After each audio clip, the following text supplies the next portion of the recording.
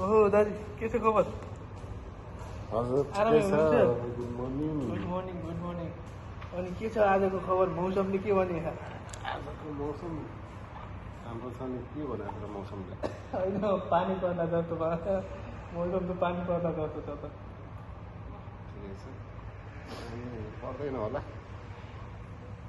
के छ त अनि अरू खबर? एकदम ठिक। हिजो भिडियोमा एउटा कहानी बताइराख्नु भएको थियो तपाईँले, होइन? हलुवा हलुवा हलुवाको। माग्नीको हलुवा। बिचमा यसो हाँसो लाग्यो मलाई चाहिँ, होइन? कहानी नै त हो भने जस्तो लागेर भिडियो कट भइहाल्यो। तपाईँले चाहिँ त्यो कहानी हल्का अगाडि बढाइदिनु पर्यो। हो बढाउनु त। अब हजुर। हलुवा राजाको दरबारमा हजुर। 3 दिनदेखि नै हलुवा खान गइरहेको थियो। हजुर 3 दिनसम्म पाइरहेको थियो हलुवा। हजुर। चौथो दिन चाहिँ जान चाहिँ पाइने रहेछ पाइन्छ पाइन्छ। चौथो दिन जाँदाखेरि चाहिँ राजा चाहिँ मरेको रहेछ। अनि त्यसपछि त्यस दिन हलुवा पाक्या रहन्छ। अनि राज दरबारमा चाहिँ को राजा बन्ने भनेर चाहिँ एकदम डिस्कसन चलिरहेको रहेछ। अनि त्यहाँ मिल्या रहेछ, कुरा मिल्या रहेछ। कोही लायकका थिएनन् होला। अब झगडा भयो नि, सबैले चाहिँ मैले कसैले म भन्छु कसैले म भन्छु भनेर झगडा भयो। अनि त्यसपछि एउटा चाहिँ तिनीहरूले चाहिँ निचोड निकालेछ। के निकालेछन् भन्दाखेरि भोलि बिहान यहाँ हाम्रो दरबारमा जो पहिला आउँछ त्यसलाई राजा बनाउने भनेर चाहिँ तिनीहरूले चाहिँ निर्णय गरेछन्। 5औं दिन पनि बिहानै हलुवा खाने मान्छे चाहिँ हलुवा माग्न भनेर चाहिँ माग्ने, अब खाना त के हो र माग्न भनेर गएछ। अनि जाँदाखेरि त्यस दिन चाहिँ उनीहरूले चाहिँ निर्णय गरेका थिए के गराउने भनेर। अनि ठ्याक्क त्यसलाई थाहा थिएन, कुरो त्यसलाई थाहा थिएन। अनि त्यसलाई समातेर पहिला त त्यही पुगेछ, बिहानै पुगेछ, त्यसैलाई लिएर गएर राजा बनाएछ। त्यसलाई भन्यो होला नि त, यस्तो यस्तो कुरो छ हाम्रो, हामीले यो निर्णयमा तँलाई राजा बनाउँदैछन् भनेर त इन्फर्म गरे कि गरेन कि त्यतिकै समातेर हुन्थ्यो?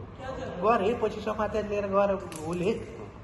अनि त्यसपछि सिंहासनमा बसाले। सबै कुरा अब राजाको चाहिँ सबै कुराहरू पर्खिँदै पुरा गरे। अनि पर्खिँदै पुरा गरिसकेपछि चाहिँ अनि काम त अब राजाको हुकुम के छ भनेर राजा थिम गएछ। अनि राजा थिम गएर सोधेछन्, महाराज के हुकुम? अनि महाराजले चाहिँ हुकुम दिएछ हलुवा बनाऊ।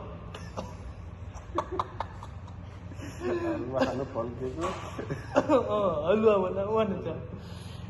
अनि ओके भनेछन्। अब जी महाराज भनेर हलुवा बनाएछ। उसलाई त हलुवा एकदम मन पर्ने के अरे। अनि हलुवा बनाएछ, खाएछ मिठोले। फेरि अर्का दिन पनि के गर्ने महाराज भनेर सोध्न गएछन्।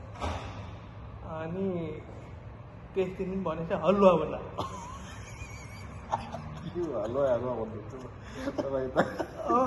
तपाईँको हलुवाको कहानी सकिला जस्तो छैन। हलुवा बनाऊ भनेछ। हजुर, अनि सर्टकट गर्नु पर्यो।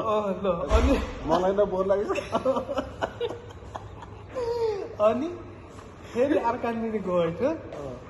अनि तिनीहरूको मन्त्रीहरूले भनेछन्, महाराज बाहिरको देशकाले आक्रमण गर्न लाग्यो, यहाँ के गर्ने हो भनेको। फेरि पनि हलुवा बनाऊ भनेछन्। भ्रमण गर्न लाग्दाखेरि पनि हलुवा बनाउनु। अनि महाराजले चाहिँ भनेको ठिकै होला, हलुवामा केही यहीँ मिसाएर केही गरेर मार्ने होला भनेर चाहिँ बनाएछन्। अनि अर्का दिन चाहिँ आए, दुश्मनहरू आए आक्रमण गर्नलाई, होइन?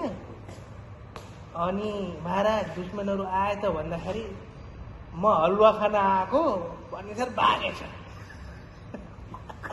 राजा। त्यस्तो भयो नि हलुवाको कहानी। कसलाई भनेको म हलुवा खान आएको अनि म राजा बनेको भनेर, अनि फेरि भाग्यो नि। त्यही भएर हलुवाहरूलाई चाहिँ राजा बनायो भने त्यस्तै हुन्छ। खानदारी खान्छन्, अनि त्यसपछि काम सकिएपछि खान पाइएन भने भाग्छन्। बुझ्नुभयो नि मतलब हलुवा